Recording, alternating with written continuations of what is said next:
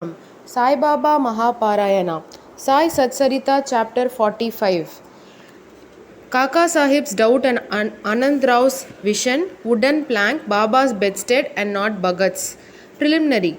We have described in the last three chapters Baba's passing away. His physical or finite form has no doubt disappeared from our view, but the infinite or spiritual form ever lives. The Leelas which occurred during his lifetime have been dwelt upon at great length up till now. Ever since his passing away, more Leelas have taken place and are even now happening. This clearly shows that Baba is ever living and helping his devotees as before. The people who got contact of Baba when he was living were indeed very fortunate, but if any one of them did not get the dispassion for the things and enjoyments of the world and had not their minds turned to the Lord, it was their sheer ill luck. When what was then desired and is still desired is its wholehearted devotion to Baba. All our senses, organs, and mind should cooperate in worshipping and serving Baba. It is no use in engaging some organs in the worship and deflecting others. If a thing like worship or meditation is to be done, it ought to be done with all our mind and soul.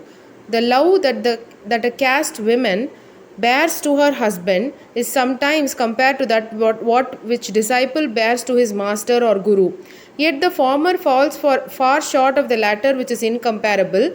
No one, whether he be a father, mother, brother, or any other relation, comes to our aid in attaining the goal of life, that is self-realization. We have to chalk out and traverse the path of self-realization ourselves. We have to discriminate between the unreal and the real, renounce the things and the enjoyments of this world and the next, and the control our senses and mind and aspire for liberation only. Instead of depending upon others, we should have full faith in ourselves. When we begin to practice discrimination, we come to know that the world is transient and unreal, and our passion for worldly things becomes less, and ultimately we get dispassion or non-attachment for them. When we know that Brahma, which is no other than our Guru, is the sole reality, and as it transcends and besets the seeming universe, we begin to worship it in all creatures. This is the unitive bhajan or worship. When we thus worship Brahma or Guru wholeheartedly, we become one with him and attain self-realization. In short, always chanting the name of the Guru and meditating on him enables us to see him in all beings and confers eternal bliss on us. The following story will illustrate this. Kaka Sahib's doubt and Anand Rao's vision. It is well known that Sai Baba had enjoined Kaka Sahib Dikshit to read daily two works of Sri Eknath, Bhagavat and Bhavarata Ramayana. Kaka Sahib read these daily while Baba was living, and he followed the practice even after Baba's passing away.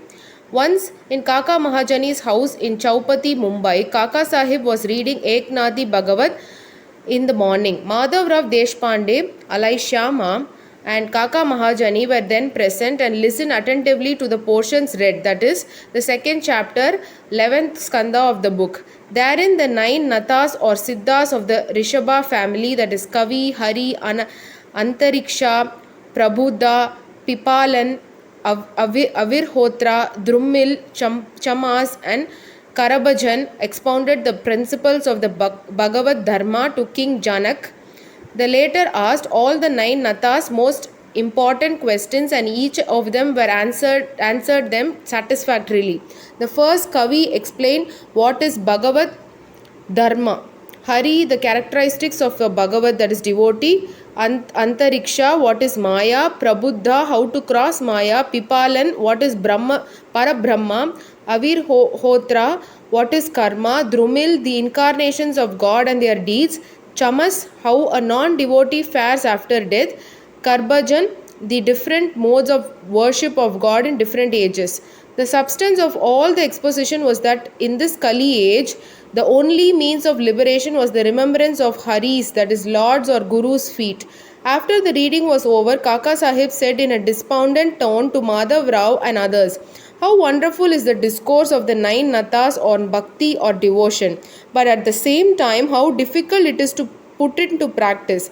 The nathas were perfect, but is it possible for us fools like us to attain devotion as delineated by them? we won't get it even after several births, then how are we to get salvation? It seems that there is no hope for us. Madhav Rao did not like this pessimistic attitude of Kaka Sahib. He said, it is a pity that one who by his good luck got such a jewel guru as Baba should cry out so despairingly. If he has unwavering faith in Baba, why should he feel restless? The bhakti of the Natas may be strong and powerful, but is not our loving and affectionate not ours loving and affectionate Baba, and has not Baba told us authoritatively that remembering and chanting Hari's and Guru's name confers salvation? Then where is the cause of fear and anxiety? Kaka Sahib was not satisfied with Madhav Rao's explanation. He continued to be anxious and restless the whole day, thinking and brooding over how to get the powerful bhakti of the Natas. Next morning, the following miracle took place. One gentleman named Anand Rao Pakade came there in search of Madhav Rao. The reading of the Bhagavat was then going on. Mr. Pakade sat near Madhav Rao and was whispering something to him. He was mentioning in low tone his dream vision. As there was some interruption in the reading by this whispering, Kaka Sahib stopped the reading and asked Madhav Rao what the matter was. The latter said, yesterday you expressed your doubt. Now here is the explanation of it. Here Mr. Pakade's vision explaining the characteristic of devotion and showing that the devotion in the form of bowing down to or worshipping of Guru's feet is sufficient. All were anxious to hear the vision, especially Kaka Sahib. At their suggestion, Mr. Pakade began to relate the vision as follows. I was standing in a deep sea in waist deep water. There I saw Saibaba all of a sudden. He was sitting on a beautiful throne studded with diamonds with his feet submerged in water. I was most pleased and satisfied with the form of Baba. The vision was so realistic that I never thought that it was a dream. Curiously enough, Madhav Rao was also standing there. He said to me feelingly, Anand Rao, fall at Baba's feet. I rejoined, I also wish to do so, but his feet are in water. How can I place my head on them? I am helpless. Hearing this, he said to Baba, your feet which are under water. Then Baba immediately took out his feet. I caught them without delay and bowed down to them. On seeing this, Baba blessed me, saying, go now, you will attain your welfare. There is no cause for fear and anxiety. He also added, give a silk bordered dhotar to my Shyama. You will benefit thereby. In compliance with Baba's order, Mr. Pakade brought the dhotar and requested Kaka Sahib to hand it over to Madhav Rao. But the latter refused to accept it, saying that unless Baba gave a hint or suggestion for acceptance, he would not accept it. Then after some discussion, Kaka Sahib decided to cast lots. It was the practice of Kaka Sahib to cast lots in all matters in doubt and to abide by the decision as given in the picked up chit. In this particular case, two chits were, one of them which was written to accept and the other to reject, were placed at the feet of Baba, and a child was asked to pick up one of them.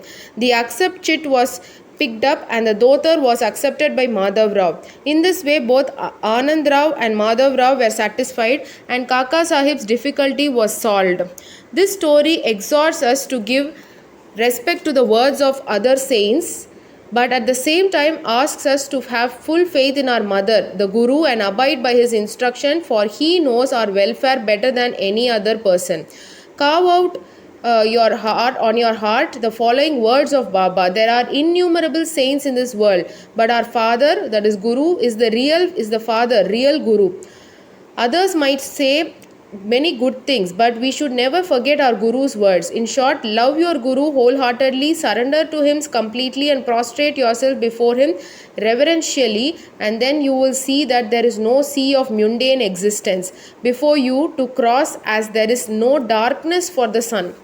Wooden plank Baba's bedstead and not Bhagavat's. In his earlier days, Baba slept on a wooden plank 4 arms in length and only a span in breadth, with panatis, that is earthen lamps, burning at its 4 corners.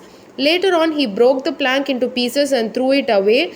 Can be seen in chapter 10. Once Baba was describing the greatness or importance of this plank to Kaka Sahib. On hearing this, the latter said to Baba, if you still love the wooden plank, I will again suspend or hang up one in the masjid for you to sleep at ease. Baba replied, I won't like to sleep up, leaving Mahalsapati down on the ground. Then Kaka Sahib said, I will provide another plank for Mahalsapati too. Baba said, how can he sleep on the plank? It is not easy to sleep on the plank.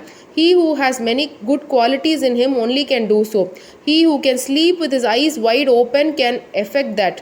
When I go to sleep, I often ask Mahalsapati to sit by my side, place his hand on my heart, and watch the chanting of the Lord's name there. And if he finds me sleepy, wake me up.